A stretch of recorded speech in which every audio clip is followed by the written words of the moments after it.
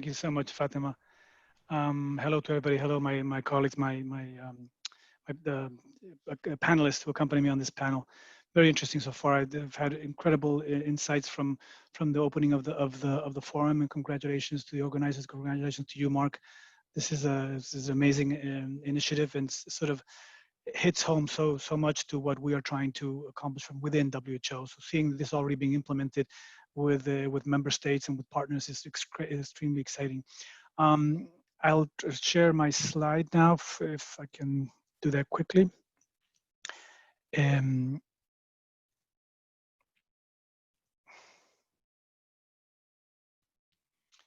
we go.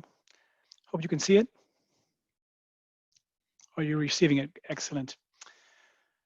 So for those, thank you for the presentation, Fatima. My name is Guy Fones. I'm head of WHO's Global Coordination Mechanism for NCDs. A very interesting innovation in itself within WHO.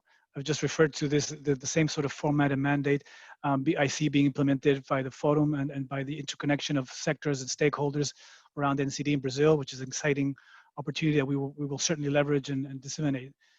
But from WHO, it certainly is an innovation. And if we're looking into sort of challenges and innovative solutions to address SDG 3.4 and NCDs, certainly what we've heard throughout the whole morning, and then seeing how this has really worked on the ground with Anne's presentation, is really the multi-stakeholder, multi-sectoral approach to NCD. I think this is the turning point of the NCD agenda, because if I'm frank, in general, what are the new innovative solutions to address SDG 3.4? Not really many. We know what to do. And that is one clear message that WHO has been trying to enhance and address and disseminate. We know what to do. We certainly know what works. We just need to find new formats of implementation, of sharing, of adapting, contextualizing, and different platforms to make this happen quicker and in a more inclusive and equitable manner. I really appreciate how Anne ended her presentation by identifying, the digital solutions, digitalization of healthcare systems, health delivery, but also of knowledge sharing and knowledge dissemination as one of the critical innovations. But in general, we know what to do. And I think what is certainly, I will try to change the slide there. What we do know, and is the pivotal backbone of any NCD response, is also what we know and we've been promoting for some time. We need to integrate NCDs into the UHC response. And I think this will be my message in today's presentation. The titles are there. And I think this is the backbone of all interventions that we've been discussing today in the morning, but also I also appreciate most of the panelists landing on the opportunity, the huge challenge, without undermining the huge challenge and destructive nature of the COVID pandemic, but it also is providing some very interesting opportunities to understand what are the pain points in our health systems, and in particular understanding that the incredibly interlinked nature of NCDs and the COVID explosion. The COVID results have shown clearly that the link with NCDs is undeniable. I've heard some numbers already demonstrated in the morning's interventions, but we are also receiving global information from some of the hardest hit countries, China, Italy, Spain, US, where we're already seeing that more than 95% of those that were infected by COVID and had to have intensive care treatment had underlying NCDs and underlying conditions, mostly in the NCD sphere.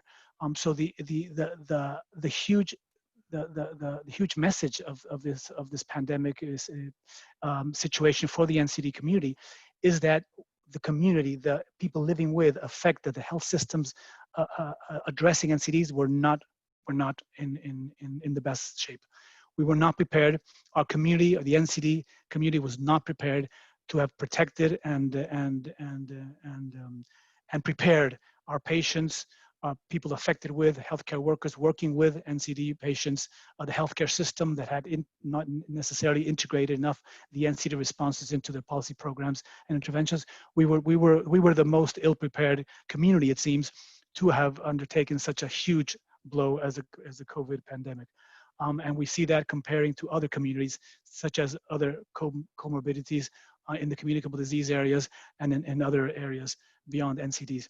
So that is my main point here, that we need to reinforce, and COVID is making us reinforce the need to integrate, clearly integrate, and effectively and sustainably integrate NCD responses, care, prevention, promotion, life course approach within the UHC and primary healthcare platforms. So I'll try to dig a little deeper into that, but let's go first into some of the challenges. And we've heard many of these numbers being provided this morning. And from different perspectives. I appreciate that we're all on the same page here. We all understand the huge burden this not only inflicts on Brazil and the region, but also globally.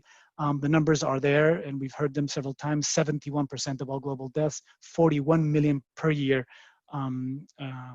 affected by NCDs. And the more critical bullet is the second. We are has been for some years, very concerned that 50 million of the deaths between 30 and 90 years of age are from NCDs. This constitutes a premature mortality from the definition of WHO. We can certainly understand that death go below 30 and beyond 69, but the premature mortality rate is 85% in lower and middle income countries. Now, this is the anchor of our attention to equity, protection, coverage, and financial protection in the UHC discussion, and how NCDs must be squarely fit into that discussion. And the last bullet also just again it reiterates that this is really shaping and challenging and giving a huge burden to our middle and low income countries. But if we don't not only look at the public health impact, but we look at really the economic and development impact, some of these numbers are also quite startling. The calculations for some time, from some years ago, have already stated the projected economic loss due to NCDs if action remains unchanged, and if responses remain unchanged, is $47 trillion globally from 2011 to 2030. Some action has been changed. These numbers are changing, but they are certainly not changing enough. And economies which are already struggling under additional challenges, as the COVID, for example, will sustain further challenges if we layer on top of that NCDs and other comorbidities. This is affecting sectors. NCDs affecting and it has a role to interact with, and sectors have a role and responsibility to intersect with NCDs and other sectors: education, nutrition, transport, urbanization, across the board. The multi-sectoral argument is well made. That is not new, but it is really enlightening to see how some of our partners are already implementing a cross-sectoral principle in all of the activities that they are undertaking. We've heard that several times in today, and certainly how governments, as Brazil and subnational governments in Sao Paulo and others, are addressing this very much in a cross-sectoral approach, and also integrating partners and stakeholders from beyond government, as we've heard from private sector participants today. So, and this also lands on that for governments and states, and also for partners and stakeholders beyond governments, we need to understand that enhancing prevention and control of NCDs will enhance human capital, will enhance the human capital that is economically viable, but also able to learn, disseminate, and promote health and well-being within the communities. If we go to some of the comparable numbers and understand in the broader picture where NCD falls with other programmatic areas, which is sometimes forgotten, and many countries, in particular in lower middle and low income countries, are really struggling under double burden. If we look at the numbers of premature deaths between 30 and 70, compared across communicable diseases, which is in purple, NCDs, which is in red, and injuries in road traffic and deaths, which is in green, we really see the incredible overburden of premature mortalities from NCDs, way beyond communicable diseases and road and road traffic deaths and violence, in the bracket of 30 to 69, and that is also very understandably also seen in the older age group. So NCDs is and this is not common knowledge, actually, not necessarily in the narrative, NCDs is far beyond, among other programmatic areas, much a burden far beyond other programmatic areas. If we unpackage this a bit into across our income levels, it is clear that NCDs is not only a high income challenge. It is very much upper middle and lower middle challenge, and across genders, and is now creeping up very quickly in low income countries. It is also not a disease of the male population, as you can see very clearly here, and in where it is hitting hardest at the moment, which is in lower middle and low income countries. The desegregation between sexes is very, very slight. And what does that tell us? Basically, it tells us that, as we have been hearing, this is clear evidence that a low-income country, a person with NCDs in a low-income country has a risk of dying more so 4 times more than in high-income countries, or approximately 4 times higher the probability of dying. This is extremely important for development agendas, for health agendas, but also for the narrative around COVID and COVID responses. The COVID response at this moment is underserved NCDs, is underrepresented NCDs, and is not addressing necessarily enough what the double burden of COVID and NCDs will mean for health systems and economies going forward, in particular in the post-COVID and recovery stages. Another challenge we need to understand, and this is what we're really talking about by UHC, what is universal health coverage and what are the principles, and are we addressing enough the basic principles of UHC that we see here? You know, we have to understand that UHC is a goal, an aspirational goal. Most countries will not achieve complete universal health coverage according, if we follow the principles, but it is an aspirational goal which countries have to attain as much as possible, the universality of it, the comprehensive health service coverage that goes way beyond management and treatment, that goes into health promotion, prevention, rehabilitation, palliation, and is an integrated, comprehensive life course approach. It does have to understand the need for quality assurance across these areas and across service delivery and access to medicines, but it also has to understand the financial hardship and how we can protect our patients, our populations from out-of-pocket expenditure. So I'm putting this slide on, which is a very complex slide, but I'm putting this to understand that this is the overarching framework that we have to understand of the overall issue of NCD coverage and NCD and primary healthcare, people-centered healthcare. The next part of my slides, 2 or 3, will be on the timelines. What have WHO and what have our partners and member states been prioritizing in the last more so 20 years, which has been the strong and very strategic agenda for NCDs? There's a lot. I'm not going to go through this. This is a very busy slide, but just to understand that the red milestones are governing bodies, WHO, World Health Assembly, governing body resolutions and actions, which are led by member states. So member states have led this discussion, have prioritized, and have given WHO tasks and activities that have guided this discussion towards a more comprehensive understanding of NCD agenda. So the red line is governing bodies, member states, giving requests and tasks to WHO, which is the green line. These are WHO reports and strategies that have replied to member states' requests around action plans, frameworks, guidance, evaluations, feasibility reports, etc. And that all of that has fed into the blue milestones, which are really UN General Assembly activities, resolutions, and very importantly, the high-level political declarations coming out of the 3 high-level meetings on NCDs. So this has been the activity, very active within WHO and its member states, which have given us a lot of documents, frameworks, and a lot of commitments for heads of state and governments on NCDs.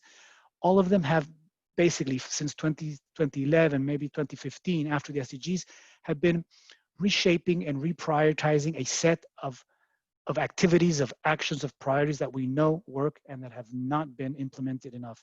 And that very much includes best buys, WHO best buys, interventions and policies, but it also includes how do we really understand multi-stakeholder and multi-sectoral activities and action plans, and how do we look into engaging with other stakeholders. And stakeholders also involves how do we engage with other sectors. There are conflict of interest between sectors, not only conflict of interest between government and non-government sectors. How do we understand the co-benefits and the NCD agenda across government sectors? And then how do we expand and open up to other stakeholders to really have a collaborative partnership model to address NCDs and to then implement these very well-known interventions and policies and frameworks that we know work.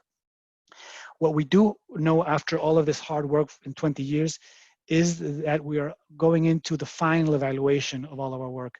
Certainly in 2025, the Global Action Plan on NCDs will be evaluated, and then in 2030, we'll be evaluating our member states' achievement of SDGs, and among them SDG 3.4, obviously. But it would also evaluate WHO's and partners' activities, effective or not so effective in some cases, to support member states in complying and achieving some of these targets, goals, and commitments. What we know from now, and I think Mark touched on this early this morning, was on the Progress Monitor, the 2020 Progress Monitor, which really showcases progress countries have made or not on some of these proven interventions and best buys. And you'll see here on your right, you'll see the number of member states and the percentage of them against the total. The total is 194, obviously, but you'll see some startling findings as of 2020. Countries that have national NCD targets, defined national NCD targets, are only 57% of countries. This is startling. If you look at mortality data, countries having mortality data, number 2, only 40%.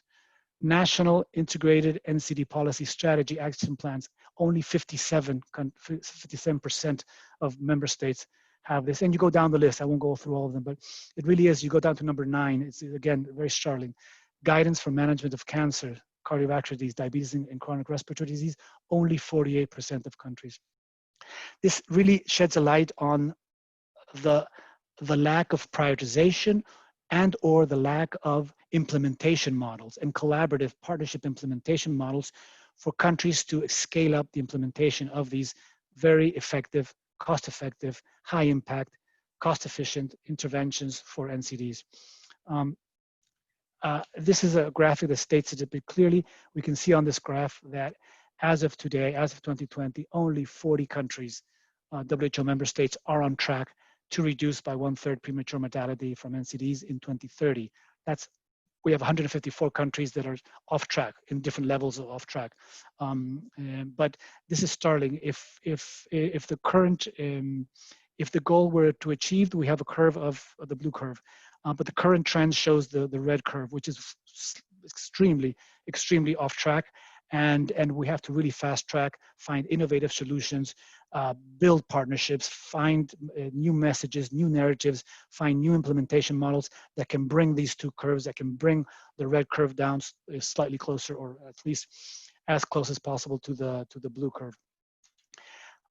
And I'll land in the timeline. You see a very busy agenda of what we've been doing, but let me land on the last few elements which have really reshaped, reprioritized in a sense, and re-elevated the priority issues that we are dealing with in NCDs. And this is mainly through the high-level commission on NCDs, which was established by Dr. Tedros, WHO's DG, established in 2017. It finalized its work just recently, launching its second report in 2020, in February 2020, just a couple of months ago. And it had a very interesting first report, the time to deliver report, which highlighted sort of the main bottlenecks to the NCD implementation challenges and outlined some of the solutions. Then from then on, the high-level commission, through several working groups, dove a little deeper into the challenges and solutions and provided a report to WHO on what would be the priority elements, the priority areas where new solutions or current solutions have to be scaled and enhanced. And I think that the main message was that many of these are already being done. Many of this work is already within WHO, and many of our partners are already in implementing them. But they are not scale scaled up enough, and they are not reaching our countries and our member states at the same level or at the same level of prioritization. And I'll just land very quickly. Please, Fatima, feel free to tell me when I'm close to the end of the presentation. Yes, you are close. Okay, a few minutes then. Okay. Fine. So the last report really highlighted 8 recommendations, which I'll just land on. First of all, and I want to land on it because of the forum, that really need to establish governance mechanisms, multi-sectoral and multi-stakeholder governance mechanisms and national level to address the cross-sectorality and to bring in those partners beyond governments who are willing and able and have innovative solutions to implement some of these. Health literacy, empowerment of individuals, policymakers, health literacy of health systems, of organizations is very important. The human capital, but then just the last one is the UHC, the number 4, really reiterating, reprioritizing integrating mental health, NCDs and mental health as essential components of UHC is a critical trigger point for the response, and it could not be more highlighted now during the COVID experience. You can please, I urge you to look at the report because it does dig deep into what are the essential pillars of the UHC response, which address promotion, prevention, management, and early detection. It addresses connections between NCDs and mental health as critical, health workforce, and then it lands on some accelerators for the NCD response. There's a lot of information and interesting guidance and solutions contained in that report. So at the end, where I started, we know what works. We have clarity on many of the things that are best buys in a sense, and then complementing the best buys, there are additional sort of intersectoral and cross-cutting elements that we need to build on. UHC being the backbone again of all of this. The high-level commission report, as I said, highlights some of the accelerators. If you go down and see the total 35, if we are to reach a 1/3 reduction in premature mortality, the high-level commissioners sort of thought to themselves, well, what are those high-impact interventions, those things that do work that could get us there quicker? These are sort of a reprioritization of the best buys in a sense. And you can see there which of these have what sort of percentage impact on that 1/3 reduction. These are all a set of global activities WHO is leading on, and new and current initiatives that would really bring together and repackage some of these best buys and proven interventions. Sorry, that's the last slide. I did go through the last ones a bit quicker. I may have missed a few details and examples, but happy to have some questions and provide more.